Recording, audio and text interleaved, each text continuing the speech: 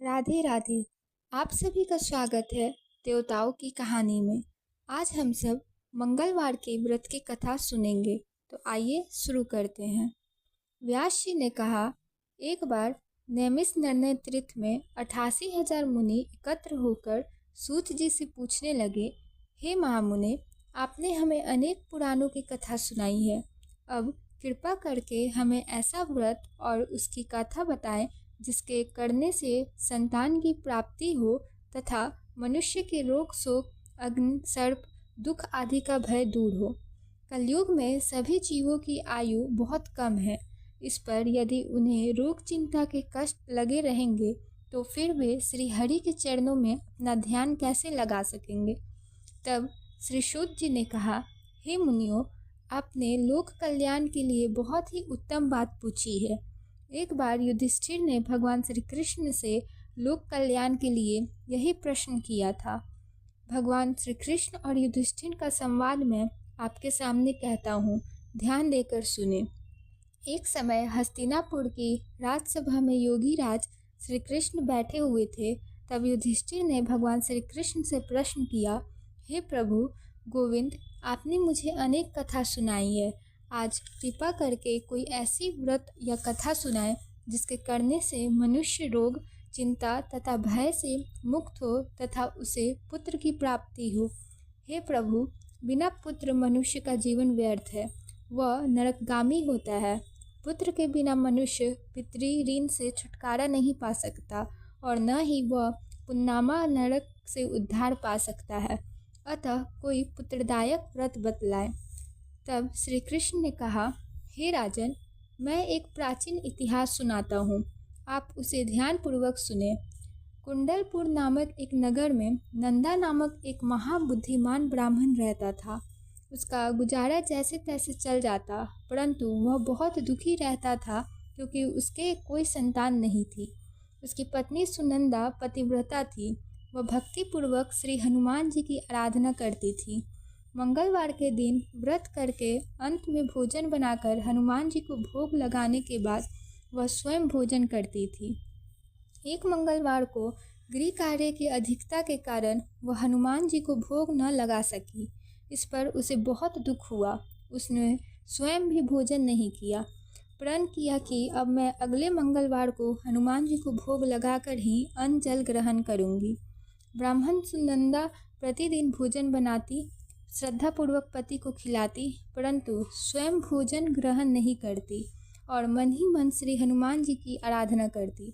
इस प्रकार 6 दिन तक ब्राह्मणी सुनंदा अपने प्रण के अनुसार भूखी प्यासी निराहार रही, परंतु 7वें दिन मंगलवार को वह प्रातःकाल ही बेहोश होकर गिर पड़ी। सुनंदा की इस असीम भक्ति से श्री हनुमान जी बहुत प्रसन्न हुए और उसके सन्मुख प्रकट होकर बोले, सुनंदा, मैं तेरी भक्ति से बहुत प्रसन्न हूँ, तू उठ और वर मांग। सुनंदा अपने आराध्य देव श्री हनुमान जी को अपने समक्ष पाकर आनंद से विहल हो उनके चरणों में गिर पड़ी और कहा, हे प्रभु, मेरे कोई संतान नहीं है, कृपा करके मुझे संतान प्रदान करें। तब श्री हनुमान जी ने कहा, तेरी इच्छा पूर्ण होगी। तेरे यहाँ एक कन्या उत्पन्न होगी, उसके अष्टांग प्रतिदिन सोना दिया करेंगे। इस प्रकार वर देकर श्री हनुमान जी अंतर्ध्यान हो गए। ब्राह्मणी सुनंदा बहुत हर्षित हुई। उसने यह समाचार अपने पति से जाकर कहा।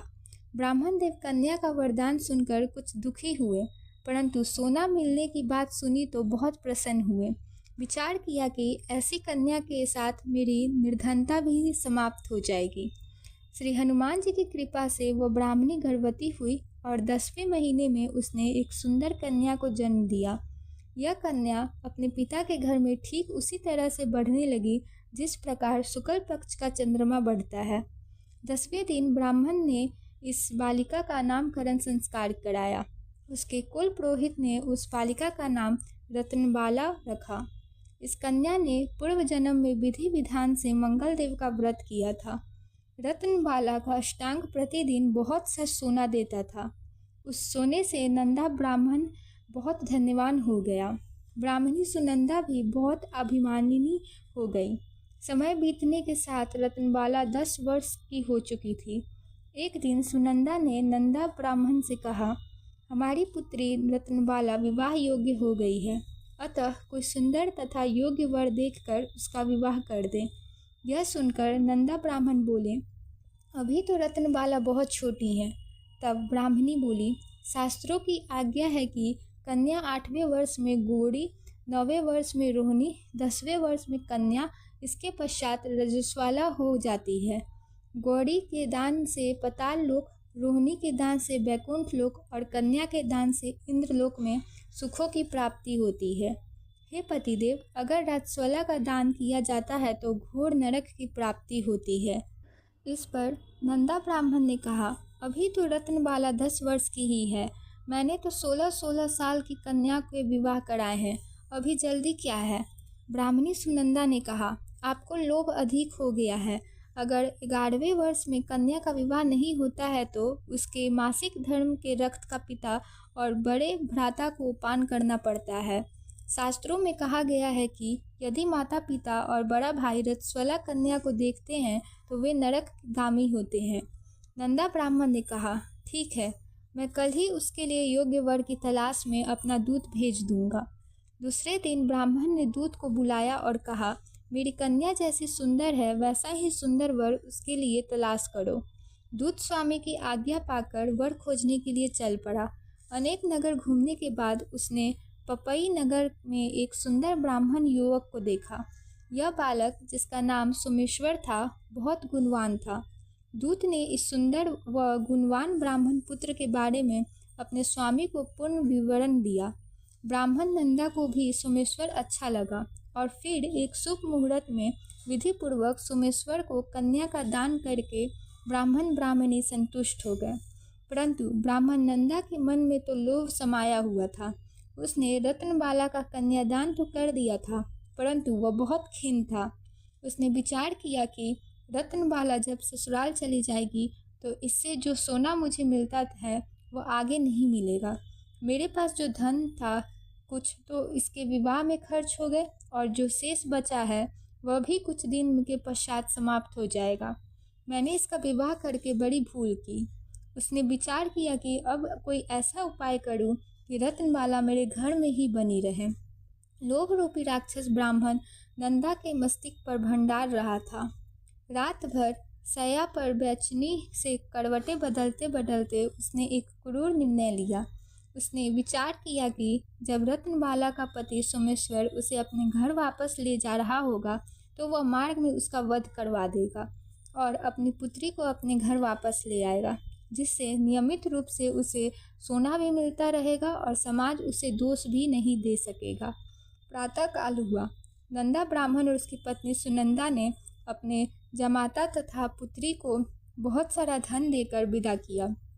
सोमेश्वर अपनी पत्नी रत्नबाला को लेकर अपने नगर की तरफ चल दिया। ब्राह्मण नंदा महालोभ के वशीभूत हो पाप पुण्य के विचार भी भूल चुका था। अपने भयानक व क्रूर निर्णय को कार्य रूप देने के लिए उसने अपने दूत को मार्ग में अपने जमाई का वध करने के लिए पहले ही भेज दिया था।